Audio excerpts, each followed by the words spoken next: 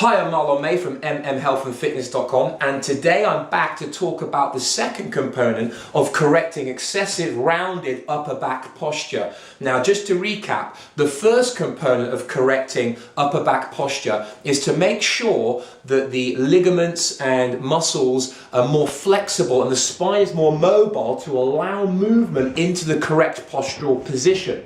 Now, the second component is all about strengthening the muscles that are going to hold you in that correct postural position. Now, let's face it, there are a lot of people out there that are involved in fitness and activities and sports that mean that their posture is less than optimal. So I'm one of those people because I do fitness classes that involve boxing and martial arts. So I have to hold a guard up like so and then round my back like so, where I'm in this position, my body can adapt and get used to it. Now, what we want to do is make sure that the postural muscles can then balance that out and pull you back into a more neutral position, which is beneficial for joints and so on and so forth. Now, I'm not the only one, because there are a lot of popular activities are distance running, swimming, cycling, and triathletes. All of these types of activities lend themselves to quite a rounded upper back posture, which needs to be corrected.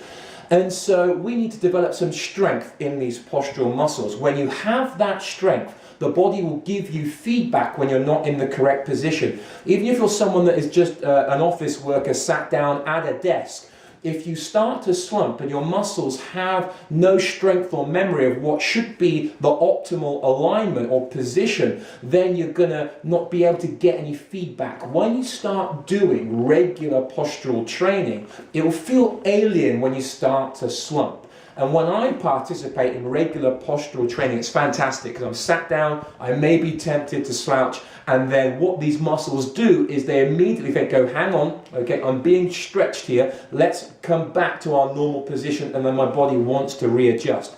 But it does take fairly regular participation in some of these corrective postural exercises. So one of the best ones that I know is the Swiss ball back extension. Okay, so I'm going to go through that briefly with you now.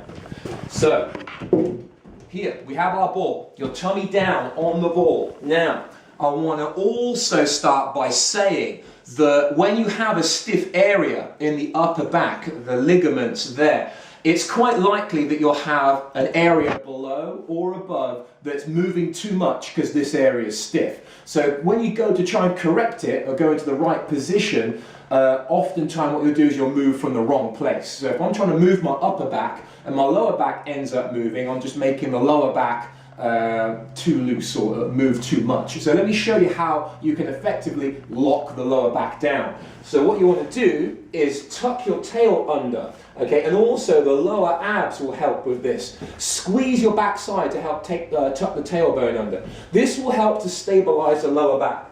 Then what you can do is you can focus on your movements, picking up the chest, extending the rib cage, coming from the upper back. Okay, from here, once I'm opened up at the chest and lifted and extended through the upper back, I want to make sure my chin isn't sticking out. I want to keep the chin tucked in. And then from here, you can externally rotate the arms so the thumbs point up and the palms face out to the side. This is kind of like our finished position, all right? Now, what I'm after is to make this a static hold if you can. Be here for about 10 seconds on and then rest down for 10 seconds and do that for about 10 repetitions. And the ultimate goal is to progress to holding this static position for up to 3 minutes and making sure you have breaks in between that are no longer than about 30 seconds. But that's what we're looking at to have an effect on what's known as slow twitch muscle fibers, which are very good at holding you in that good postural position. If you think of fast twitch muscle fibers of being more suited to explosive activities, speed and strength. Okay, that's not what we're after here. We're after postural muscles that develop strength, endurance and stamina to hold you in good posture all day long. That's why we need that length of time, up to 3 minutes holding that position. Okay, so for more details of this exercise, the Swiss ball back extension, please feel free to visit my website, MMHealthandFitness.com. I'm Marlon, and I'll catch you soon. Bye for now.